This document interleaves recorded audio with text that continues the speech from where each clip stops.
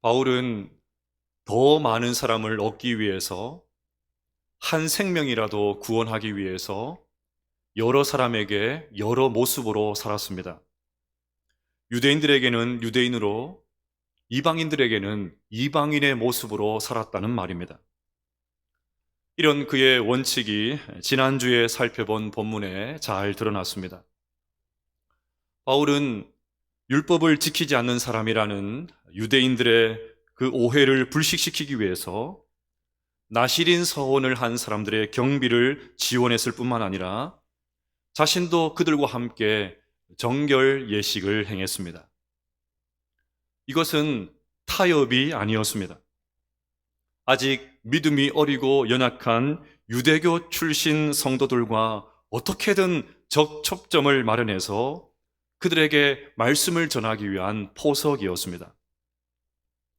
이런 바울의 행동은 그의 머리에서 나온 것이 아니었습니다. 여러 사람에게 여러 모습으로 사는 것은 예수님께서 먼저 보여주셨습니다. 예수님은 우리의 구원을 위해서 친히 인간의 몸을 입고 이 땅 가운데 오셨지요. 우리를 살리기 위해서 기꺼이 여러 모습으로 우리를 품어주셨습니다. 바울은 이런 예수님의 모습을 본받았던 것입니다.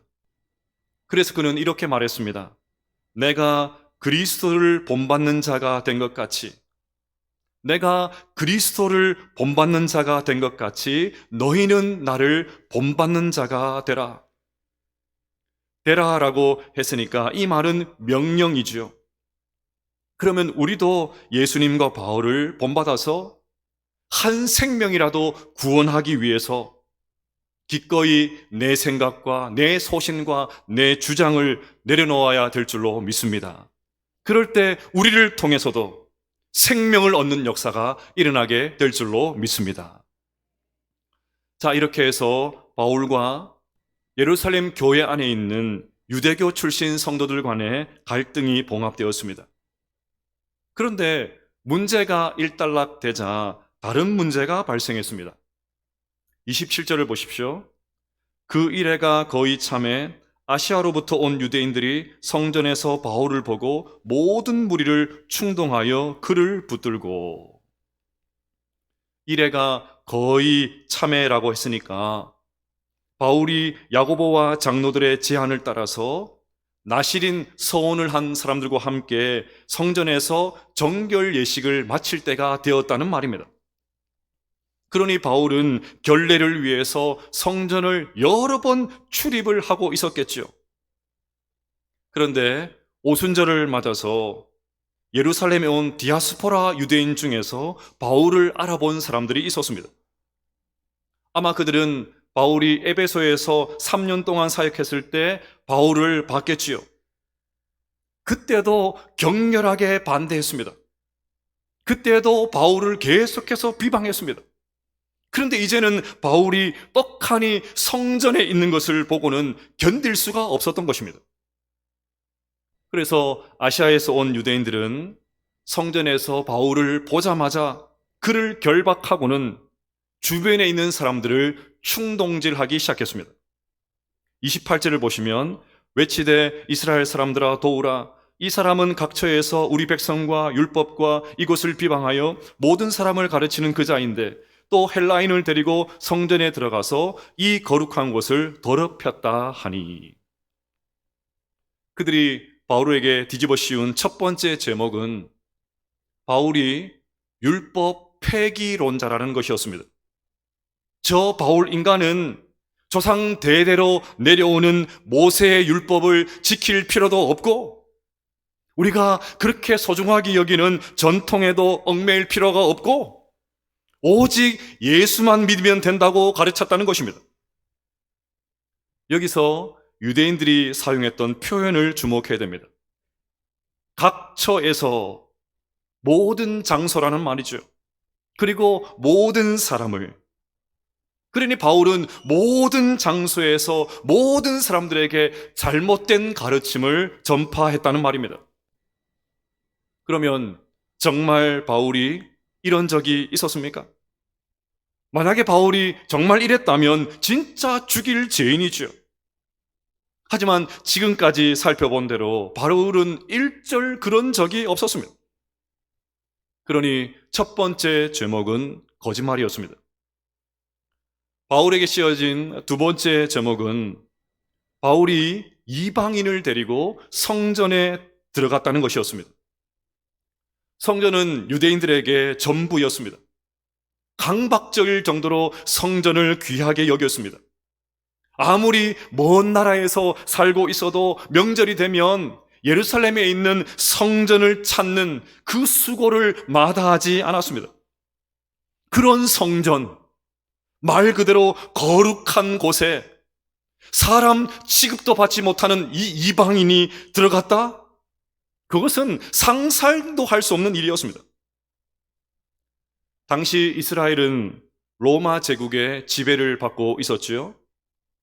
그러니 모든 판결권은 로마가 가지고 있었습니다.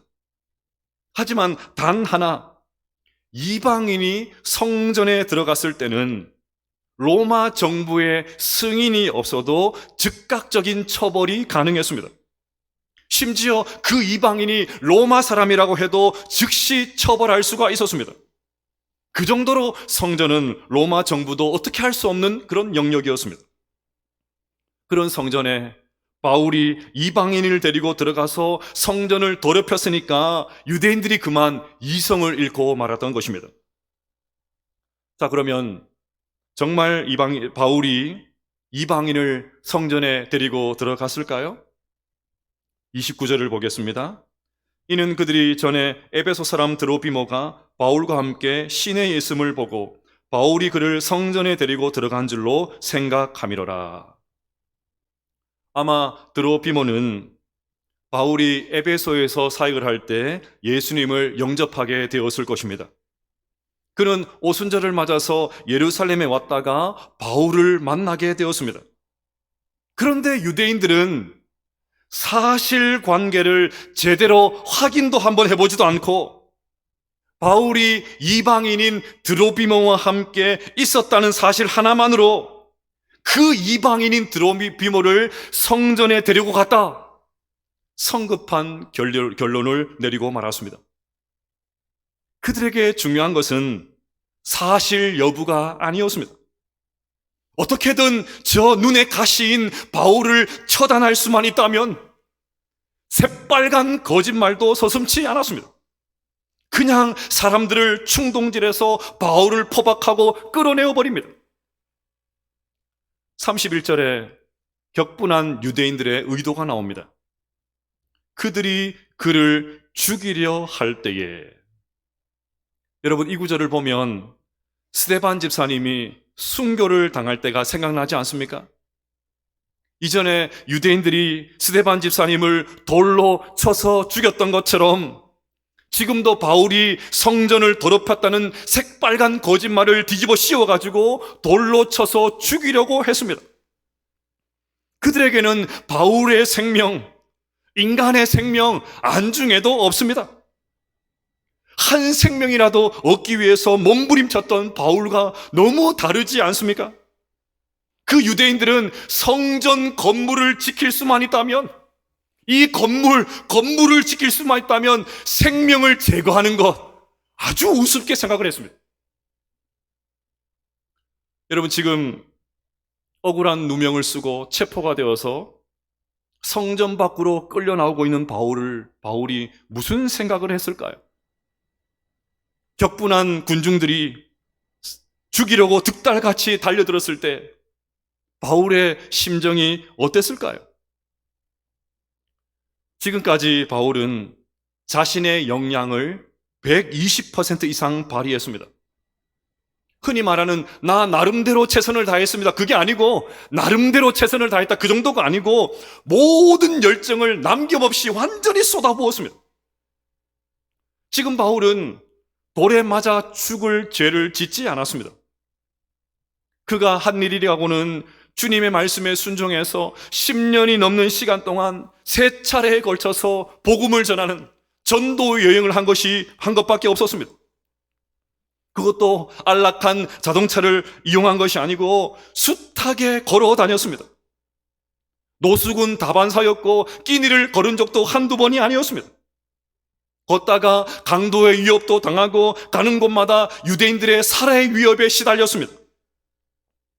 더욱이 지금 예루살렘에 올 필요가 없는데도, 굳이 바울이 예루살렘에 올 필요가 없는데도 어떻게 해서든지 유대인들과 이방인 사이에 그 견고한 담을 허물기 위해서 구제 헌금을 들고 예루살렘에 왔습니다.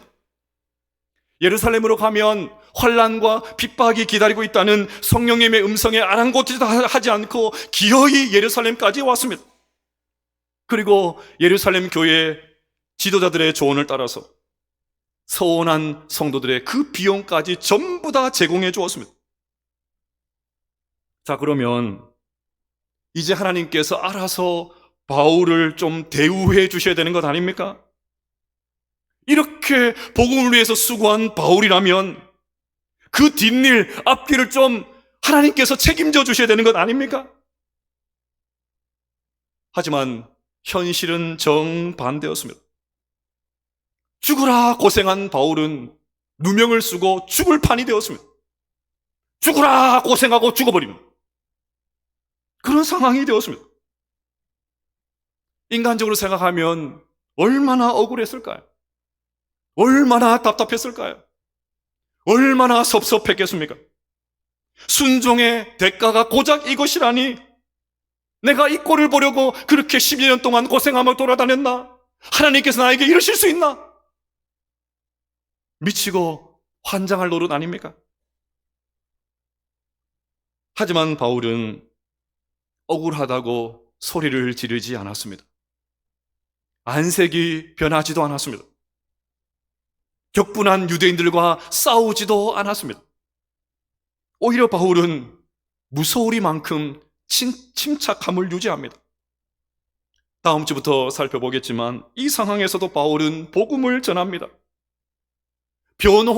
자신을 변호할 기회를 얻었는데도 어떻게든 살 궁리를 하지 않습니다. 이 상황에서 빠져나갈 그를 궁리를 하지 않고 오히려 자신을 만나주셨던 그 주님, 이 참담한 일이 벌어졌는데도, 현실이 너무 답답한데도 자신을 만나주신 주님, 그 주님의 은혜를 당당하게 고백하고 있습니다. 여러분, 어떻게 이것이 가능합니까? 바울에게는 사명이 분명했기 때문입니다. 가는 목적지가 분명했기 때문입니다. 목표가 분명하니까 중간에 이상한 것이 끼어도 전혀 당황하지 않았습니다. 일일이 맞서지도 않았습니다. 괜히 방해를 받을 수도 있고 길을 잃을 수도 있으니까 휘둘리지 않았습니다. 그냥 나는 내게 맡기신 그 길 그냥 걸어간다. 결과는 하나님 앞에 다 맡겨드리고 그냥 나는 간다. 절대 흔들리지 않고 그냥 자신이 가는 길을 걸어가고 있었습니다. 요즘 큐티 본문인 마태복음에 예수님께서 마귀에게 시험을 받는 장면이 나왔습니다.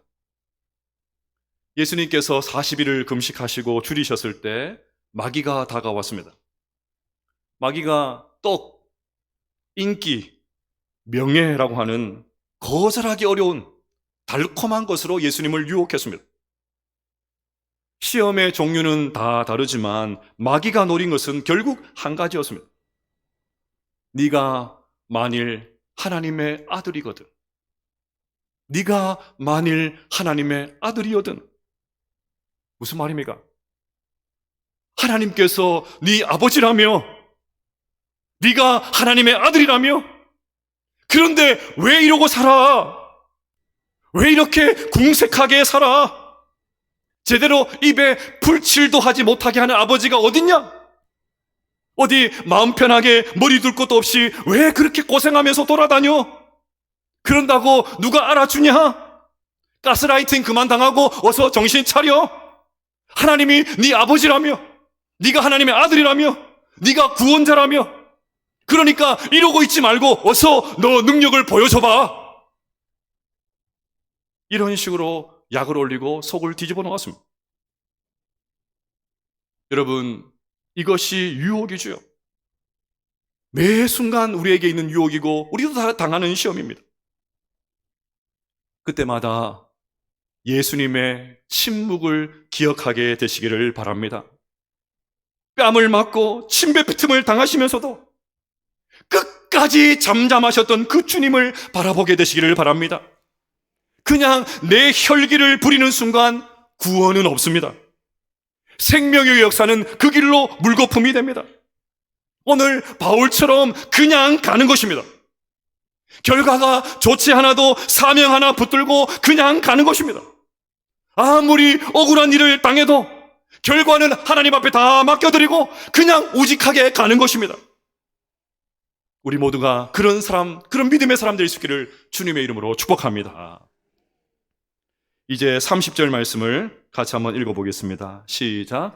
온 성이 소동하여 백성이 달려와 모여 바울을 잡아 성전 밖으로 끌고 나가니 문들이 곧 닫히더라. 아멘. 바울이 끌려 나오자 성전 문이 닫혔습니다.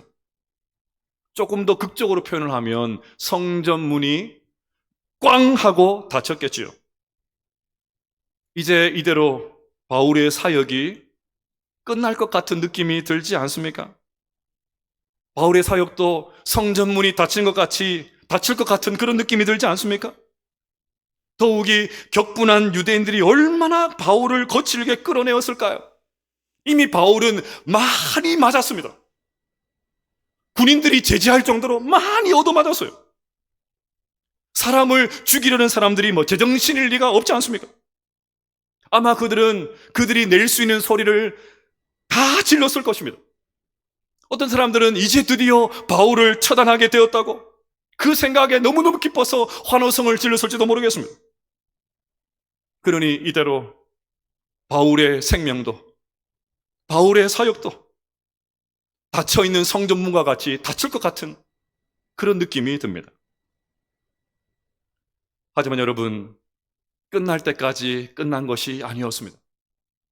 하나님께서 가만히 계실 리가 없지요. 놀랍게도 이 위기의 순간 하나님은 로마 군대의 천부장을 현장에 급파하셔서 바울의 생명을 지켜주셨습니다. 31절과 32절입니다. 그들이 그를 죽이려 할 때에 온 예루살렘이 요란하다는 소문이 군대의 천부장에게 들리매 그가 급히 군인들과 백부장들을 거느리고 달려 내려가니 그들이 천부장과 군인들을 보고 바울 치기를 그치는지라. 더 재밌는 것은 38절입니다. 그러면 내가 이전에 소요를 일으켜 자객 4,000명을 거느리고 광야로 가던 애굽인이 아니냐? 천부장은 바울이 이전에 폭동을 일으켰다가 4,000명의 칼잡이들과 함께 광야로 도망을 친 이집트 사람인 줄로 알았습니다. 만약에 유대인들이 바울이 성전을 모독했다는 말을 정확하게 했다면 앞서 말씀드린 대로 천부장도 선뜻 바울을 어떻게 하지 못했을 것입니다. 그런데 유대인들이 하도 소리를 지르고 현장이 소란스러우니까 천부장은 유대인들이 하는 말을 알아들을 수가 없었습니다. 그래서 천부장은 바울이 도망친 이집트 사람인 줄로 확신하고는 바울을 연행해 갔던 것입니다. 여러분, 이 말은 이때부터 바울이 로마 제국의 죄수가 되었다는 뜻입니다.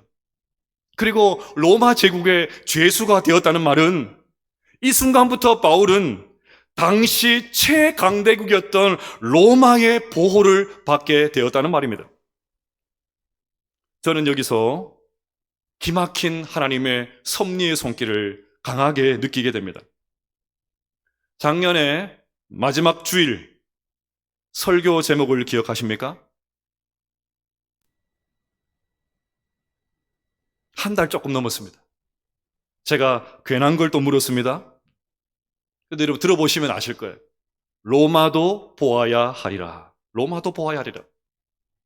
좋은 번역이지만 원문 그대로 번역을 하면 훨씬 더 의미가 살아난다고 했습니다. 내가 반드시 로마도 보아야만 하리라. 내가 반드시 로마도 보아야만 하리라. 바울은 제국의 심장인 로마에 피 묻은 주님의 십자가를 꽂으려고 했습니다. 세상의 중심이라고 자부하는 저 로마에 온 세상의 진정한 주인이 되신 예수님을 증거하고 싶었습니다. 그런데 만약에 하나님께서 천부장을 통해서 바울을 건지시지 않으셨다면 로마는커녕 격분한 유대인들이 던지는 그 돌에 맞아서 바울은 벌써 세상을 떠나고 말았을 것입니다.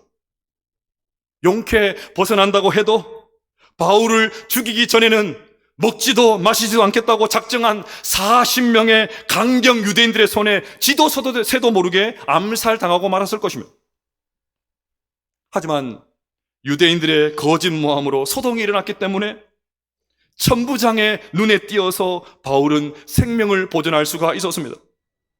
로마 제국의 죄수가 되었기 때문에 로마 군대의 호위 아래서 그 40명의 유대인 자살 특공대의 위험에서도 벗어날 수가 있었습니다. 더 기막힌 일이 사도행전 23장 23절에 나옵니다. 같이 한번 읽어볼까요? 시작. 백부장 둘을 불러 이르되 밤제 3시에 가이사랴까지 갈 보백 200명과 기병 70명과 창병 200명을 준비하라 하고. 나중에 천부장은 바울을 총독에게 호송할 때 보병 200명, 기병 70명, 창병 200명을 동원했습니다. 바울 한 사람을 보호하기 위해서 로마 군인이 무려 470명이 동원이 되었습니다. 여러분, 지금 전쟁 상황이 아니지 않습니까? 천부장이니까 1000명의 부하를 둘 수 있는 사람인데 무려 절반 가까운 병력을 바울 한 사람을 보호하는 데 사용했습니다.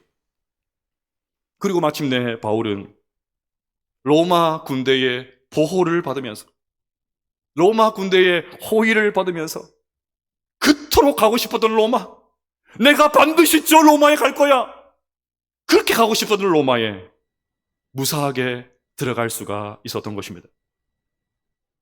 여러분, 이것을 무엇으로 설명할 수 있겠습니까? 배후에서 일하시는 하나님의 섭리의 손길 아니고는 설명이 불가능합니다. 설교를 준비하면서 읽었던 이재철 목사님의 섭리에 관한 글을 여러분과 나누고 싶습니다. 하나님께서는 우리에게 하나의 눈이 아니라 두 눈을 주셨습니다. 하나님을 믿는 사람은 하나님께서 주신 두 눈을 가지고 한 눈으로는 눈앞에 보이는 현실을 직시하면서 또 다른 눈으로는 그 너머에 보이지 않는 하나님의 섭리를 보는 사람입니다. 하나님은 우리에게 좋은 일만 허락하시지 않습니다. 이해할 수 없는 일들 일어나고 불행이 닥치기도 합니다. 아니, 솔직하게 말해서 좋은 일보다는 좋지 않은 일이 더 많이 일어나는 것 같습니다. 그러나 하나님은 이 모든 것을 합력하여 선을 이루시는 분인 줄로 믿습니다. 하나님은 우리가 당하는 모든 일, 설령 그것이 내가 실수한 것이라고 해도, 설령 나 때문에 실패한 것이라고 해도 그 모든 일들을 재료로 삼으셔서 최고의 음식, 최상품 음식을 만들어내는 분인 줄로 믿습니다. 보십시오. 성전문은 닫혔는데 하나님께서 바울을 로마로 가는 그 문을 준비해 놓고 계셨습니다. 성전문은 닫혔는데 바울은 로마의 개선문을 통과해서 로마로 들어갔습니다. 성전문은 닫혔는데 하나님은 이방 성교의 문을 계속해서 열어놓고 계셨던 것입니다. 그러니 사랑하는 성도 여러분, 현실 너머에 지금도 보이지 않는 하나님의 섭리를 볼 수 있는 그 눈이 열리게 되시기를 주님의 이름으로 축복합니다. 이 자리에 바둑 좋아하는 분들 계시죠? 저는 바둑을 전혀 둘 줄 모릅니다. 오목할 줄 압니다. 오목. 일부 예배 설교를 마치니까 바둑알로 제가 할 수 있는 게 하나 더 있더라고요. 윷놀이 할 때 말 놓는 거. 그 밖에 저는 바둑 할 줄 몰라요. 그런 제가 어떻게 신진서, 이세돌, 허재와 같은 그 고수가 두는 바둑을 이해할 수 있겠습니까? 고수는 바둑 하나를 놓기 위해서 50수 앞을 내다본다고 합니다. 하나를 놓으면 50번째 놓을 걸 생각하면서 그 하나를 놓는다는 거예요. 고수에게는 저 같은 초짜가 상상할 수 없는 앞을 보는 눈이 있는 것 아닙니까? 하물며 하나님께서 우리 인생에 몇 수를 앞을 내다보시겠습니까? 사랑하는 여러분, 우리 삶에 원치 않은 고난이 너무 많습니다. 그럴 때마다 너무 마음이 무너집니다. 하지만 그럴 때마다 화를 내거나 짜증만 부리지 마십시오. 낭망만 하지 마십시오. 낙심만 하고 앉아있지 마십시오. 또 원인 제공자들과 싸우려고 하지 마십시오. 오늘 바울과 같이 목적지를 바라보면서 그냥 가는 것입니다. 결과는 하나님 앞에 다 맡겨드리고 그냥 뚜벅뚜벅 걸어가는 것입니다. 그러면 하나님께서 이 악한 상황 속에서도, 그 악한 사람들을 통해서도, 닫힌 문을 통해서도 가장 좋은 길로, 가장 완전한 길로 우리를 인도하게 되실 줄로 믿습니다.